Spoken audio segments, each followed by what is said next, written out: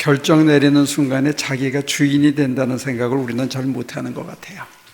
자, 오늘 주시는 우리 하나님의 말씀 마태복음 제8장 1절부터 15절까지 천천히 받들어 읽겠습니다. 예수께서 산에서 내려오시니 많은 무리가 그를 따라왔다. 나병 환자 한 사람이 예수께 다가와 그에게 절하면서 말하였다. 주님, 하고자 하시면 나를 깨끗하게 해주실 수 있습니다.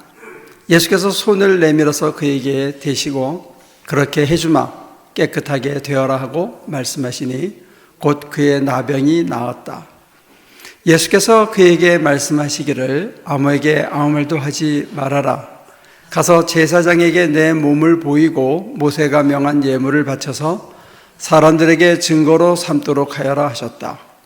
예수께서 가버나움에 들어가시니 한 백부장이 다가와서 그에게 간청하여 말하였다. 주님, 내 종이 중풍으로 집에 누워서 몹시 괴로워하고 있습니다. 예수께서 그에게 말씀하셨다. 내가 가서 고쳐주마. 예수께서 이 말을 들으시고 놀랍게 여기셔서 따라오는 뭐가 건너뛰었는데?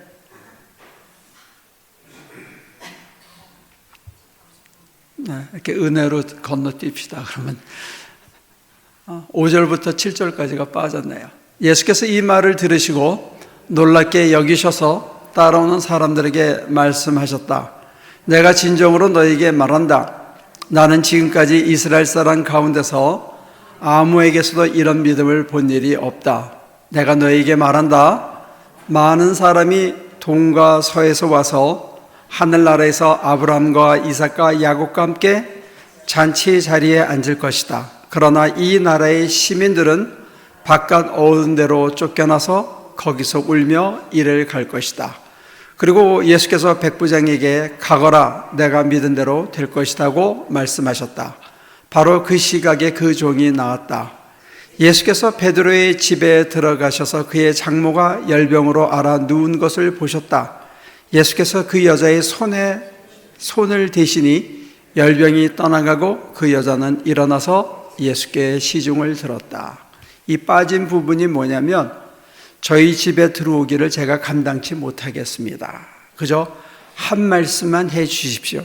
저도 남의 수하에 있는 사람이라서 그가 말하면 그대로 따라하고 나도 내가 내 정도로 이것을 하라 하면 그 종이 그대로 따라합니다. 그러니까 나아라 한 말씀만 해주시면 제가 가서 나아라 하겠다 이런 얘기예요. 그러니까 와, 예수님이 깜짝 놀라는 야, 내가 이스라엘에서 이만한 믿음을 본 적이 없다 하는 그 내용이 지금 빠졌어요. 오늘 이 마태복음 8장을 보면 예수님께서 세 가지 유형의 사람들을 만납니다. 첫째는 문둥병자를 만나고, 두 번째는 백부장이라고 이방인을 만나고, 세 번째는 여자를 만나는데 예수님이 하신 일 중에서 특이한 게 문둥병자에게 손을 대고 여자의 손을 붙잡아서 일으켰다는 이 행동은 굉장히 특이합니다. 게다가 이방인 백부장이 와가지고 내가 가서 고쳐주마 흔쾌히 대답을 하시면서 너희 집에 내가 가겠다 그렇게 얘기하는 거예요. 이건 굉장히 그 당시 풍습으로서는 있을 수 없는 일입니다. 그러니까 백부장이 오히려 선생님이 우리 집에 오는 걸 내가 감당을 못하겠습니다. 그러니까 그냥 말씀 한마디만 해주세요 하는 그런 얘기가 여기에 적혀 있는 거예요. 그래서 그걸 하나씩 우리가 설명하면서 말씀을 다시 묵상하면 좋을 것 같아요. 근데 예수님이 이 사람들을 만난 게 어디냐면 산 아래거든요.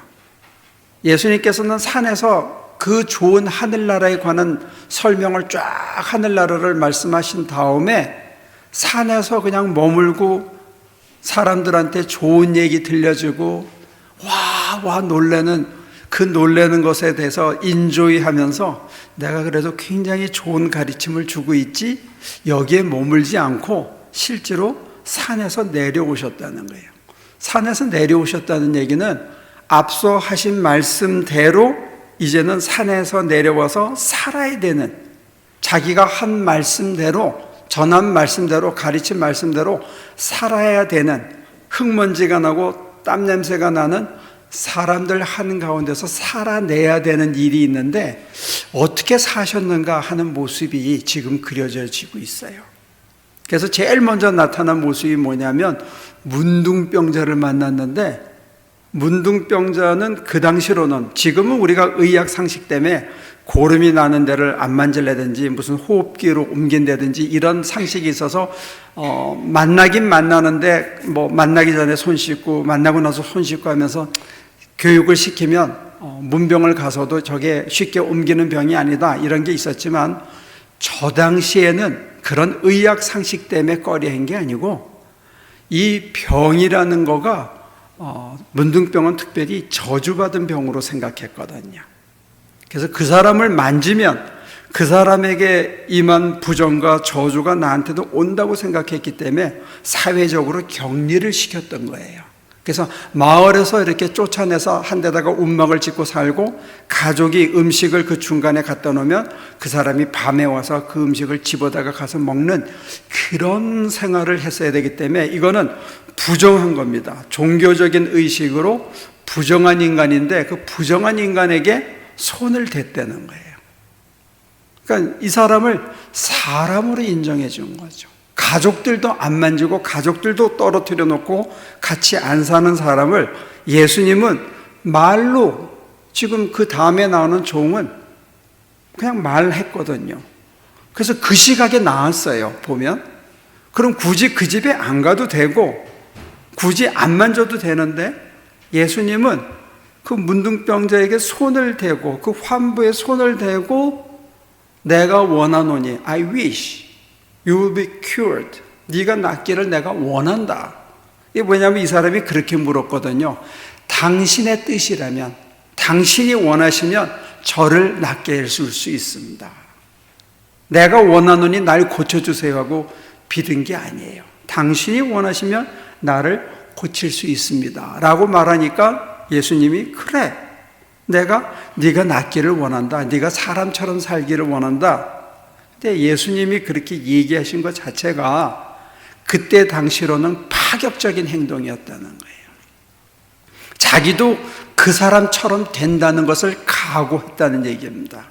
누가 가서 잃으면 그 순간부터 이 사람도 예수님도 격리되어져야 되는 거예요.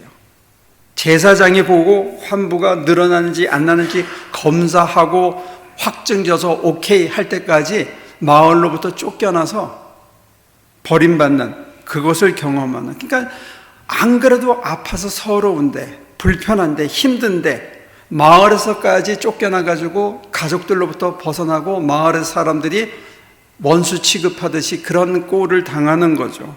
그러니까 안 그래도 힘든데 종교적인 관습이 그 사람을 더 힘들게 하는데 예수님은 그거를 각오하면서 그 사람에게 손을 댔다는 거예요. 그러니까 내 입장, 누가 가서 잃으면 어떡하나, 누가 보면 어떡하나, 내가 이거 잘못돼서 병이 옮으면 어떡하나, 그리고 내가 이 바람에 나도 격리되면 어떡하나, 나에 대한 걱정과 근심이 없었다는 거예요. 요즘 애들 말로 얘기하면 all in 한 겁니다. 나의 입장, 내 위치, 내 처지, 내 형편을 생각하지 않고 그 사람을 어떻게 하면 다시 사회의 일원으로 회복시키고 사람을 사람으로 인정해주고 사람을 사람으로 대접해주고 사람으로 회복시키느냐, 그거에만 관심이 있었지, 너에만 관심이 있었지 나한테는 관심이 없는 행동을 보여주고 있습니다. 이게 아마 예수의 길이 아닌가 생각을 해요. 근데 예수의 길은 너에게만 관심을 가진 게 그 문둥병자에게만 한 게 아니고 이방인이 찾아왔는데 그 사람이 하필이면 백부장이에요. 가버나움에서 백부장이면 힘 깨나 쓰는 사람이고, 우리로 치면 어떤 군이나 어떤 마을이 있는데 그 마을에 주둔한 일본군, 그러니까 외병 제일 높은 군대 부대장 같은 그런 100명의 부하를 데리고 있는 그런 부대장이죠. 그 사람이 와서 간청을 하는 겁니다. 내 종이 중풍병에 걸려서 몹시 괴로워합니다. 근데 그때 당시에 종이라는 거는 노새 한 필값밖에 안 했거든요. 말하는 짐승이고 말하는 기계였어요. 근데 이 종을 위해서 중풍으로 몹시 괴로워합니다. 여러분들은 중풍을 안 걸려봐서 그렇지만 저는 중풍이 잠깐 걸린 적이 있는데 입에서 침이 나오고 여기가 마비가 되고 손이 너매지고 이게 걷는 게 불편한데 몹시 괴로워했다 하는 거는 한쪽이 마비된 그 이상인 것 같아요. 추측건데.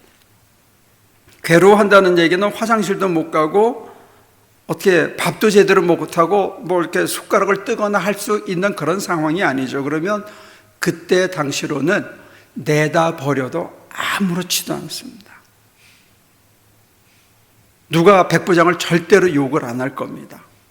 당연히 내다 버려야죠.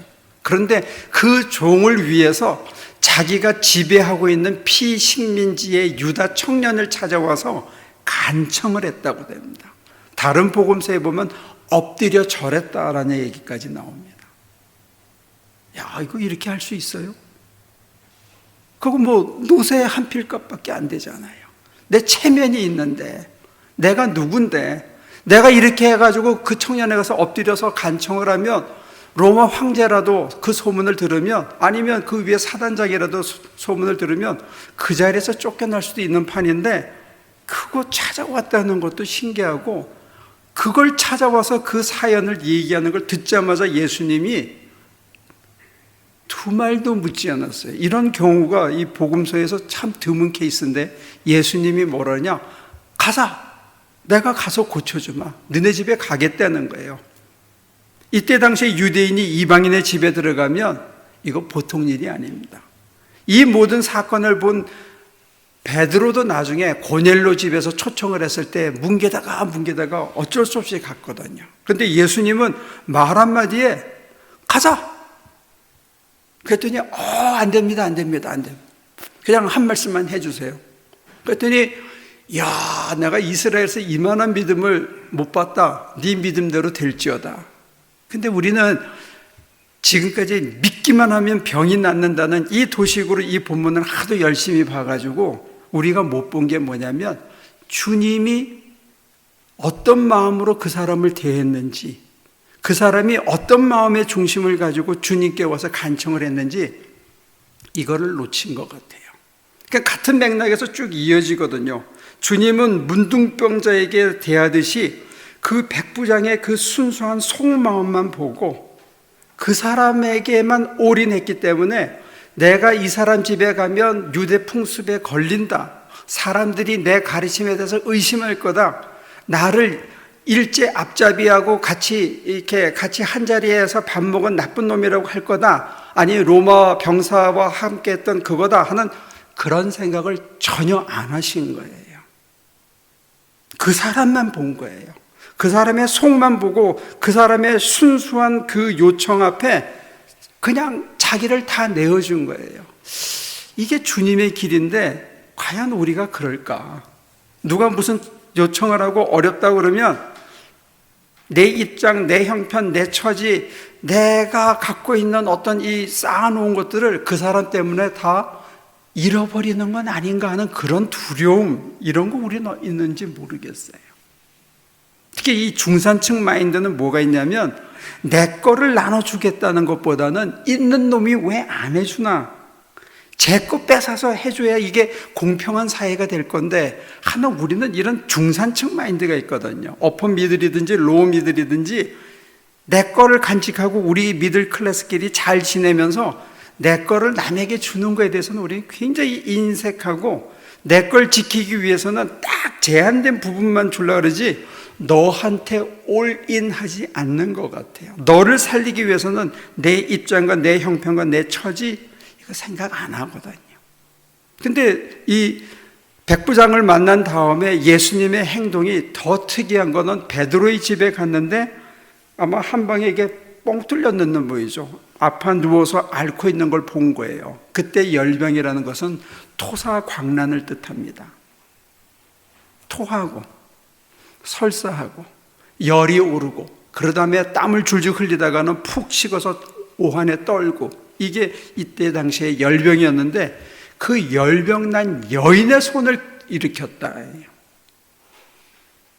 이거는 그때 당시로는 상상할 수 있는 일이 아닙니다. 남자가 여자의 손을 일으켰다는 게. 그리고 토사광란을 하고 있으면 부정한 여인이거든요. 쏟아내고 있으면. 근데 그 여인의 손을 잡아 일으켰다. 예수님은 깨끗하다, 더럽다, 여자다, 남자다, 이걸 안 본 것 같아요. 여기에 기적이 일어난다는 거예요. 이게 하나님의 마음인 것 같아요. 나를 보지 않고 너만 보고 너를 살리는 거라면, 너를 일으키는 거라면, 너를 회복시키는 거라면, 너를 사람답게 사람으로 인정받게 해주는 길이라면 나는 사라져도 좋다는 것을 예수님은 그렇게 살아내셨고, 그 말씀대로 살아내면서 하나님을 보여줬다는 거예요. 하나님이 드러났다는 거예요. 하나님의 마음이, 아, 하나님은 이런 분이구나. 하나님은 날 살리기 위해서 당신의 권위와 보좌와 당신의 영광마저 포기하고 구유 속에 내려오실 수 있는 분이고, 시궁창 같은 내 심장 속에도 내려오시는 분이구나 하고 컨펌해 주시는 그분의 행동, 그걸 우리는 예수님에게서 보는 거죠. 이게 예수의 길이 되는 거예요. 예수는 자기를 보지 않은 거예요. 자기 형편을 보지 않아요. 자기 처지를 보지 않아요. 근데 이 말씀을 전하면서 사실은 저는 좀 부끄러운 것 같아요. 이렇게 사냐? 이거 아니거든요. 이게 말씀을 전하는 자의 갈등이에요. 진짜 너만 보느냐? 목사로서의 어떤 품격이나 그럴싸함이나 남들이 나를 어떻게 보나, 이것 때문에 정말 이게 하나님의 뜻인 줄 알면서도 못하는 것들이 있거든요. 가리는 게 있거든요. 내 처진, 내 형편을 먼저 생각하는 것들이 있다는 것 때문에 이 말씀을 전하면서 굉장히 마음이 좀 무겁고 아팠습니다. 그런데 이번 주간에 어떤 일이 하나 있었냐면, 수요일 날 음식을 가지러 오라 그래가지고 제가 6시에 갔더니 음식이 너무 많아. 그래가지고 한 반만 씻고 푸드뱅크로 갔어요. 푸드뱅크를 갔더니 그날따라 또 너무 많이 오더를 했어. 그래가지고 우유 10박스는 딴 사람 주고 가득가득 이만큼 실었더니 바퀴가 흔들려가지고 프리웨이를 도저히 탈 수가 없어요. 그래서 로컬로 내려가지고 로컬로 해가지고 우리 교회까지 오는데 거의 2시간이 걸리더라고요. 차가 그 못생긴 복숭아 있잖아요. 이 바퀴가 못생긴 복숭아처럼 돼버렸어. 얼마나 때려 실었는지.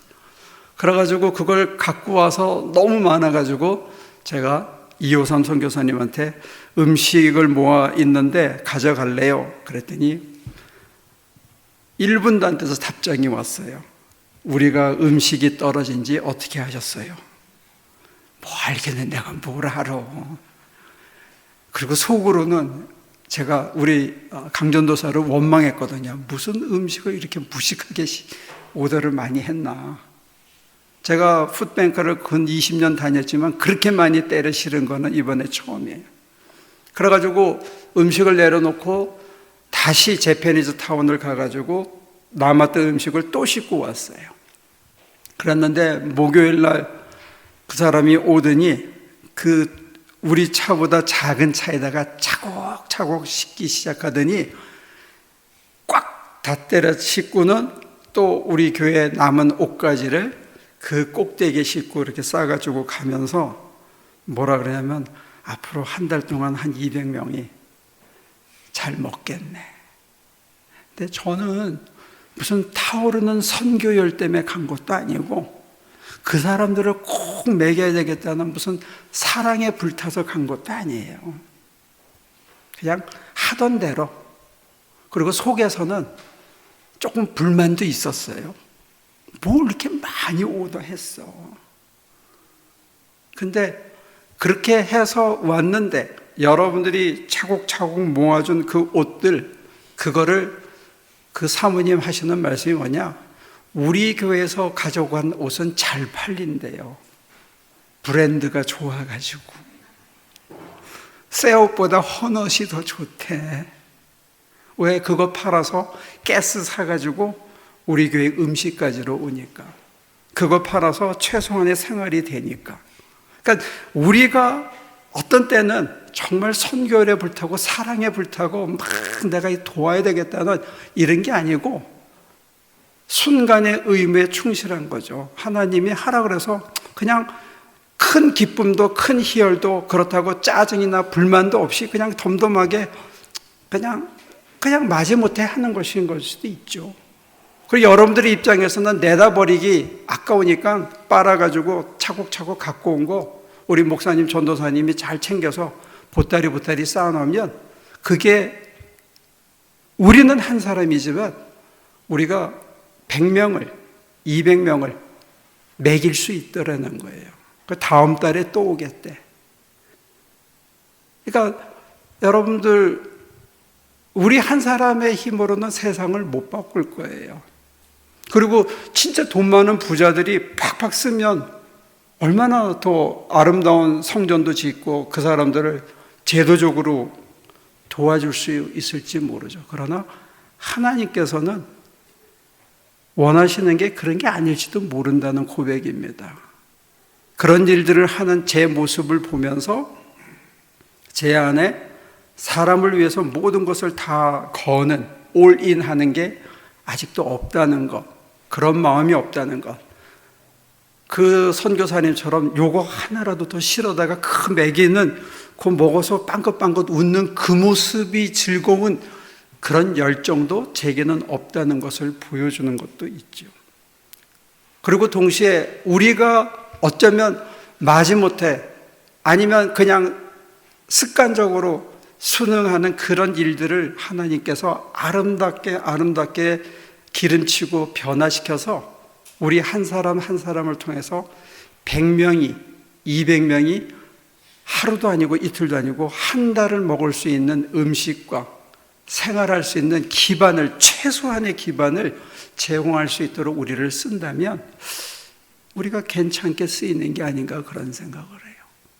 계속 쓰이다가 조금씩 우리에게도 열정이 생기고 선교일이 불타고 사람을 향한 사랑이 더 커질 수 있다면, 그래서 언젠가 우리의 마음에도 예수님처럼 나 돌아보지 않고 내 문제 돌아보지 않고 내 위치, 내 걱정, 내 염려하지 않고 너 살리는 일이라면 나를 다 줄 수 있는 자리까지 우리가 성숙해질 수 있다면 우리에게 엄청난 자유가 오지 않을까 그런 상상을 해봅니다. 이게 예수가 가신 길이고 예수를 통해서 하나님의 마음이 어떤지를 보여주고 궁극적으로는 저와 여러분들의 심장에 그 마음을 심어주고 싶다는 거예요.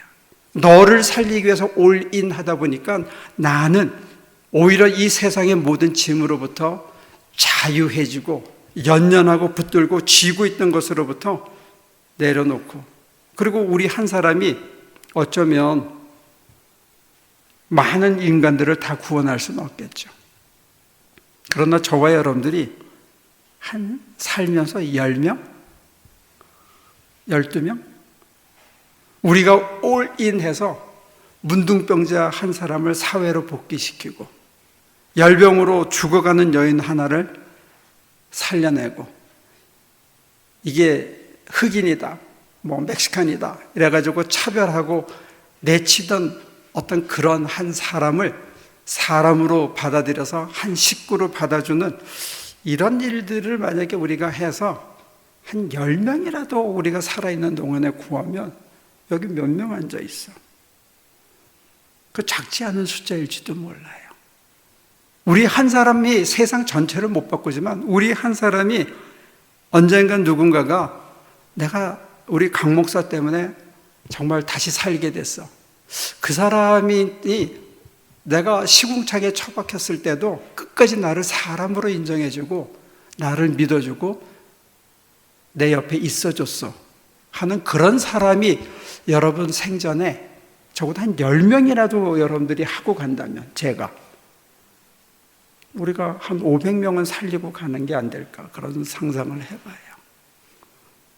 내가 그 누구에겐가 예수님처럼 나를 모두 잃어버리고 잊어버리고 나를 포기하고 그 사람 살리기 위해서 올인해서 그 사람이 다시 우뚝 생명으로 살아있는 게 좋고 사람 취급을 받으면서 사람답게 살아가는 그런 사람으로 만들어줘서 그 사람의 뼛속에 살속에 그래 나는 하나교회 누구를 통해서 우리 장로님을 통해서 우리 권사님을 통해서 내가 예수를 만났고 내가 하나님의 마음이 어떤 건지를 알았고 그 사람은 다 포기하고 나를 살렸어요. 그래서 선교 역사에 그런 게 나와요. 그 공주에서 선교하다가 자식을 잃고 그랬던 그 여자 선교사 의사 선생님이 계셨는데 그분이 하도 극진하게 돌봐줘서 병을 고치니까 그 여자아이가 뭐라고 고백하느냐, 나는 예수가 누군지 하나님이 누군지 모르는데 날 살려준 저 선생님이 믿는 하나님이라면 나도 믿을 만하다. 그리고 나도 할 수 있다면 저 선생님처럼 되고 싶다. 그래서 그 여자가 처음으로 우리나라에서 처음으로 여자 의사가 됐다고 그래요. 여러분과 제가 그런 작은 일에는 쓰이지 않을까 그런 기대를 해봅니다. 그러면서 우리도 하나님의 마음의 맛을 보는 거죠. 아, 이게 하나님의 마음이구나. 하나님이 나한테 이렇게 하셨구나. 그게 우리를 굉장히 든든하게 하고 우리를 의의 길로, 생명의 길로 끝까지 걸어갈 수 있는 가장 밑바닥의 힘이 되지 않을까 그렇게 고백합니다. 기도하겠습니다. 예수의 길은 세상의 길과 다르고 예수가 가신 길은 사람들이 좁은 길, 협착한 길이라고 따라가지 않으려고 하는데 그 길에서 사람을 살리는 희열이 있고 다른 사람을 살림으로써 나도 참 생명의 맛을 보고 사는 참 길이 있다는 것 일러주셨습니다. 지금 저의 모습을 보면 너무나 멀고 그것보다는 나 살기 바빠서 연연하는 우리의 모습이지만 하나님께서는 우리에게 그런 기대를 갖고 계시다는 것, 남을 살리기 위해서 나를 내어주는 삶, 아버지의 삶, 예수의 삶을 우리 속에 심어주기를 원하신다는데 우리가 지금은 부족하지만 우리 힘이 아니라 당신에게 사로잡혀 매 순간순간 살아가고 그것을 통해서 하나님께는 기쁘며 사람들에게 생명을 주는 삶을 우리가 첫걸음을 띄고 묵묵히 당신이 기뻐하는 날까지 걸어갈 수 있는 저희들에게 끝까지 붙들어 주장하여 주옵소서. 감사하고 예수님의 이름으로 기도합니다.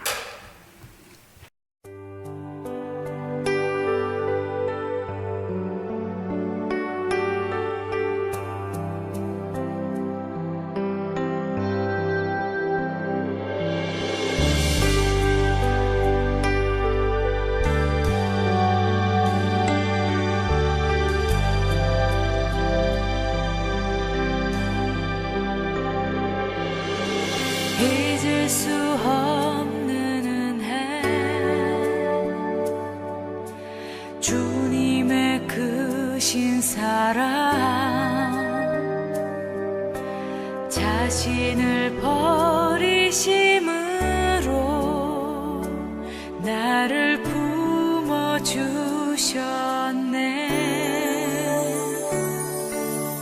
허물을 덮으시고 하시는 사랑,